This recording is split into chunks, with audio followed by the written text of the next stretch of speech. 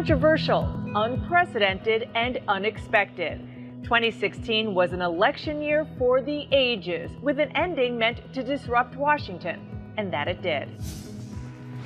The fight for the GOP presidential nomination hit new lows in 2016 as Republicans scrambled to beat frontrunner Donald Trump at his own game. And you know what they say about men with small hands? You can't trust them. You can't trust them. You can't trust them. The insults got under Trump's skin. He referred to my hands. If they're small, something else must be small. I guarantee you there's no problem. I guarantee it. But nothing could knock the billionaire from the top spot. All right, everybody.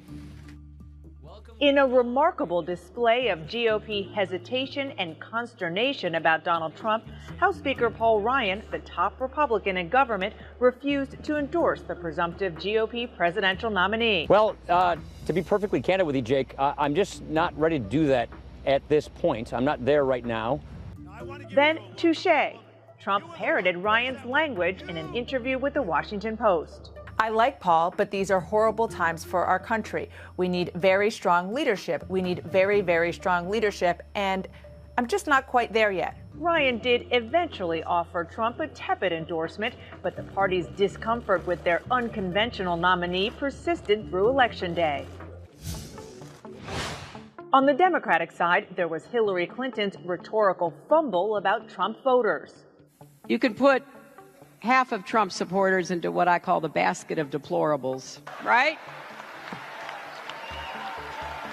The racist, sexist, homophobic, xenophobic, Islamophobic, you name it. She issued an apology, but Trump and his supporters embraced the moniker. And remember what Hillary Clinton said? Basket of deplorables, right? Months of intra-party fighting culminated in two historic conventions. Each party tried to repair their rifts before the general election.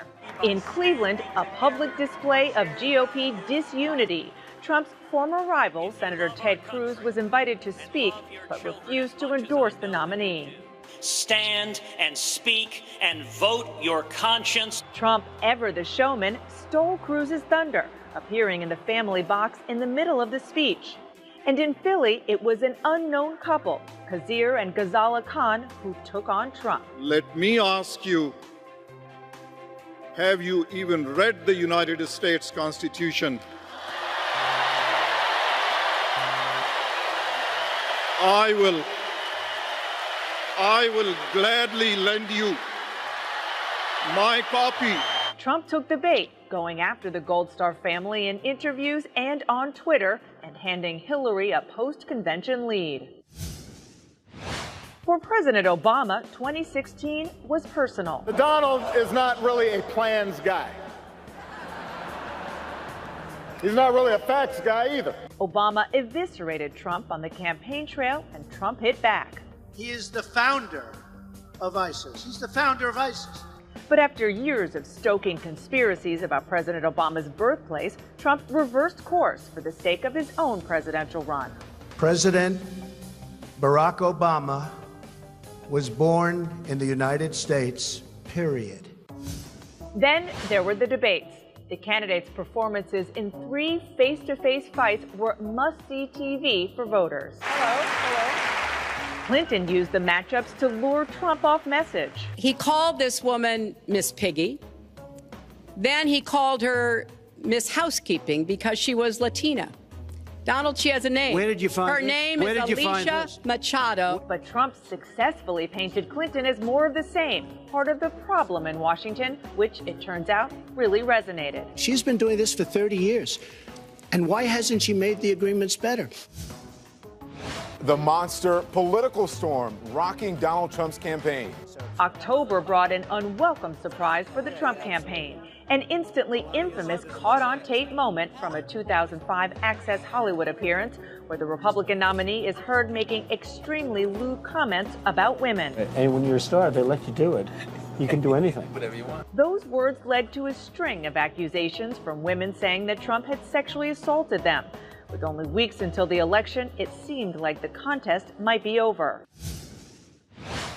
But in a stunning move, FBI Director James Comey broke historical precedent by taking action 11 days before the election and handed the Clinton campaign their own October surprise.